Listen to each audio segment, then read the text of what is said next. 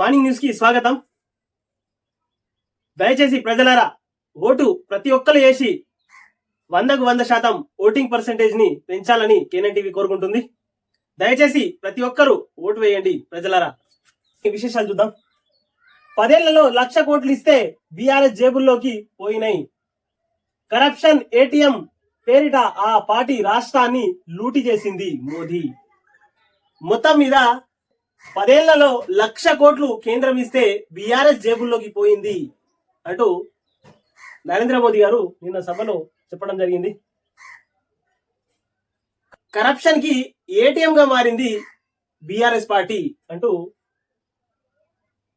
నరేంద్ర మోదీ గారు ఒంటికాలతో బీఆర్ఎస్ పైన దాడికి దిగిర్రు.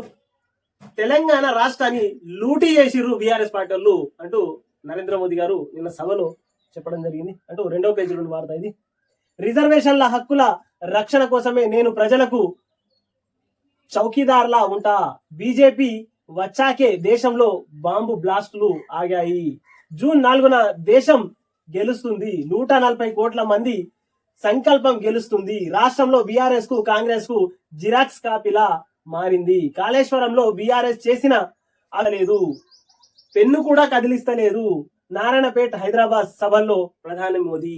మొత్తం మీద జిరాక్స్ కాపీ లాంటి వాళ్ళు కాంగ్రెస్ పార్టీ, బీఆర్ఎస్ పార్టీ వాళ్ళు అంటూ నిన్న నరేంద్ర మోదీ గారు సభల్లో ప్రసంగించారు. హైదరాబాద్ నారాయణపేట సభలో ప్రసంగించడం జరిగింది. జూన్ 4వ తారీఖున 140 కోట్ల మంది ప్రజా సంకల్పం గెలుస్తుంది అంటూ భవిష్యం చెప్పారు. రిజర్వేషన్ల హక్కుల రక్షణ కోసం నేను ప్రజలకు చౌకీదార్లా ఉంటా అంటూ నిన్న చెప్పడం. ఎన్నికల తర్వాత రాష్ట్రాన్ని బీజేపీకి అప్పగించే కుట్ర. కుటుంబం కోసం కేసీఆర్ రాజకీయ బేరసారాలకు దిగిండు సీఎం రేవంత్ రెడ్డి. మొత్తం మీద ఎన్నికల తర్వాత రాష్ట్రాన్ని కేసీఆర్ బీజేపీకి అప్పజేయడానికి కుట్ర పంతుండు అంటూ వార్త వేసింది. ఇక్కడ ఈ రాష్ట్రంలో బీజేపీ చేతుల్లోకి వెళ్తే మధ్యయుగం నాటి పరిస్థితులే. ప్రజలు అప్రమత్తంగా ఉండాలి. గెలుపు కోసం స్థాయి మరచి మోదీ ఆరోపణలు చేస్తున్నారు. సమాజాన్ని చీల్చేందుకు బీజేపీ ప్రయత్నిస్తుంది. బీజేపీ ప్రయత్నం ఇదే దేశ మనుగడకే ప్రమాదం. మీట్ ద ప్రెస్ లో సీఎం వ్యాఖ్యలు అంటూ నిన్న ఒకవేళ తెలంగాణ రాష్ట్రంని కేసీఆర్ బీజేపీకి అప్పచెప్దామని చూస్తున్నాడు. కేసీఆర్ 100 ఏళ్లకు సరిపడ్డ విధ్వంసం చేసిన అది కేవలం ఆర్థిక విధ్వంసమే తప్ప సమాజ విధ్వంసం కాదు. కానీ రాష్ట్రంలో బీజేపీ ప్రవేశిస్తే తెలంగాణ సమాజమే నిట్ట నిలువుగా చీలిపోతుంది. మధ్యయుగం నాటి పరిస్థితులు వస్తాయి. బీజేపీ అధికారంలో ఉన్న రాష్ట్రాల్లో ఎలాంటి అభివృద్ధి జరగడం లేదు. వరుసగా బీజేపీ గెలుస్తున్న ఉత్తరప్రదేశ్ ను తీసుకుంటే ఆ రాష్ట్రం ఢిల్లీ కూతవేటు దూరంలో ఉన్నప్పటికీ పెట్టుబడులు రావడం లేదు. జాతీయ అంతర్జాతీయ సంస్థలు అటువైపు కన్నెత్తి చూడడం లేదు. అక్కడి పాలన విధానం, శాంతి భద్రత సమస్య, బీజేపీ వ్యవహార శైలే అందుకు కారణం రేవంత్ రెడ్డి. మొత్తం మీద తెలంగాణ రాష్ట్రంలో కూడా ఒకవేళ అలాంటి బీజేపీ ప్రభుత్వం వస్తే ఇక్కడ ఉన్నటువంటి పరిశ్రమలు గాని, ఆ తర్వాత ఇక్కడ ఉండే ప్రజలు నిట్టనిలుగా చీలిపోతారు, శాంతి భద్రతలు విఘాంతం కలుగుతుంది అంటూ రేవంత్ రెడ్డి గారు చెప్పడం జరిగింది. కేసీఆర్ 100 ఏళ్లకు సరిపడ్డ విధ్వంసం చేసి కూర్చున్నాడు అంటూ రేవంత్ రెడ్డి గారు 2వ పేజీలో మారుతాయి.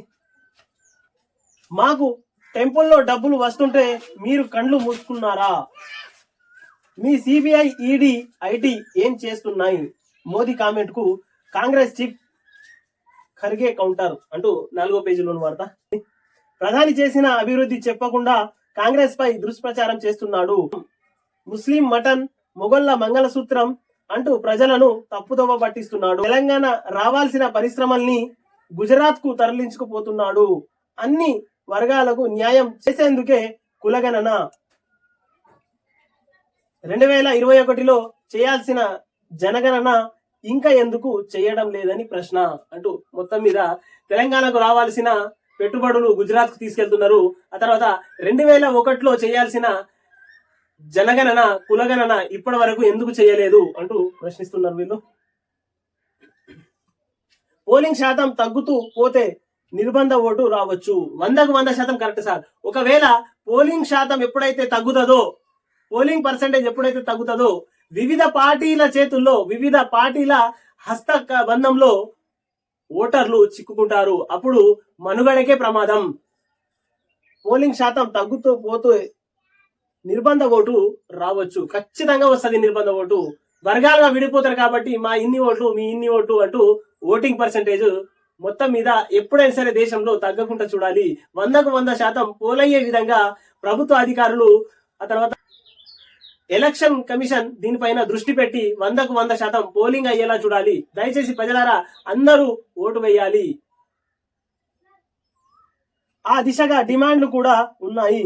వెలుగు ఇంటర్వ్యూలో రాష్ట్ర ఈసీ వికాస్ రాజ్ అంటూ 9వ పేజీలోని వార్త.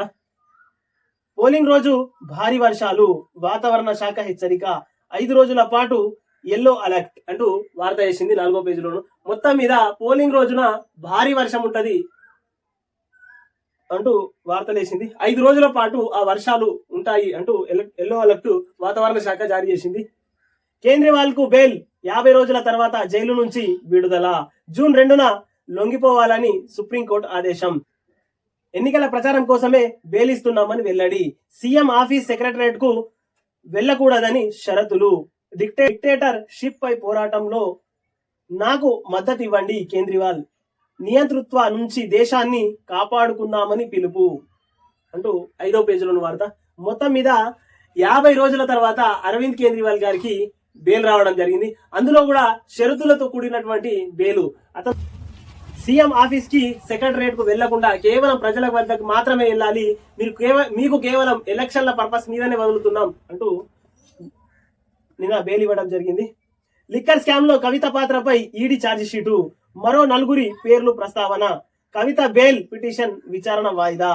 ఈడీకి నోటీసులు జారీ చేసిన ఢిల్లీ హైకోర్టు అంటూ 9వ పేజీలో వార్త ఇది. మొత్తం మీద కవితక్కకు మాత్రం ఇంకా బెయిల్ రాలేదు.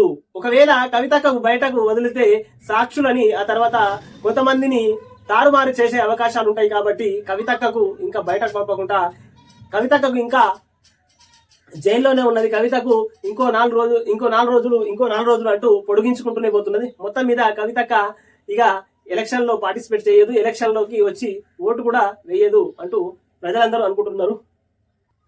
ప్రభాకర్ రావుపై నాన్ బెయిలబుల్ వారెంట్ అంటూ 11వ పేజీలో వార్త ఇది. ఛత్తీస్గఢ్ లో ఎన్కౌంటర్, మరో 12 మంది మావోయిస్టులు మృతి అంటూ 9వ పేజీలో వార్త ఇది.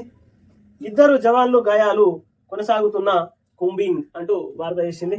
మొత్తం మీద నక్సలైట్లను మొత్తం ఖతం పట్టే ప్లాన్ లో ఉన్నారు.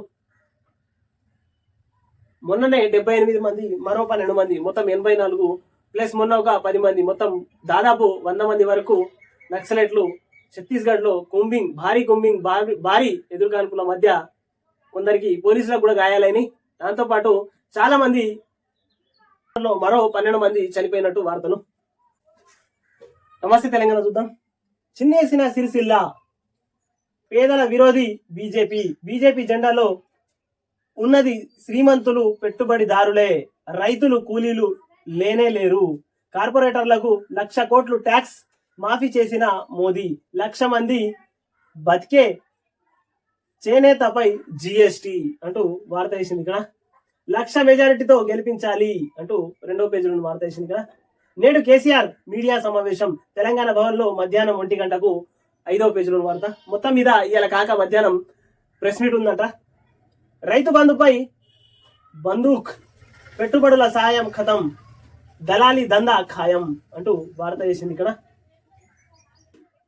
తడిసిన ధాన్యం కొనాలే అంటూ వార్త వేసింది. రోడెక్కిన రైతులు సర్కారుపై మండిపాటు, తొడగొట్టిన బీఆర్ఎస్ కాంగ్రెస్ బీజేపీ ఆశలకు గండి, ది స్టేట్మెంట్స్ మాన్ కథ అంటూ వార్త వేసింది. రేవంత్ రెడ్డి బాబు మనిషి అంటూ 8వ పేజీలో వార్త ఇది. ఏపీలో టీడీపీ గెలుపు కోసమే కాంగ్రెస్ కృషి, పలు బీజేపీ రాత్రి కాంగ్రెస్ తో బాబు కాపురం, కడప ఎన్నికల ప్రచార సభల్లో ఏపీ సీఎం జగన్ అంటూ వార్త వేసింది. వడ్ల కుప్పలపైనే కుప్పకూలిన రైతు అంటూ 8వ పేజీలోని వార్త ఇది. మైనార్టీ గురుకులాలకు కుదుపు అంటూ 9వ పేజీ నుండి వార్త ఇది. ఛత్తీస్గఢ్ లో మరో ఎన్కౌంటర్ 12 మంది నక్సల్ మృతి అంటూ 12వ పేజీ నుండి వార్త. కేంద్రీవాల్ కు మధ్యంతర బెయిల్ అంటూ 12వ పేజీ నుండి వార్త ఇది. క్రిషాంక్ విడుదల అంటూ 9వ పేజీ నుండి వార్త ఇది. కాంగ్రెస్ కు ఈసీ నోటీసు అంటూ 8వ పేజీ నుండి వార్త ఇది. మొత్తం మీద దయచేసి ప్రజలారా ఓటు ప్రతి ఒక్కరు వేయాలి. ప్రతి ఒక్కరు ఓటేసి 100% ఓటింగ్ శాతంని పెంచుదాం. మీ ఏనే టీవీ కాసిం.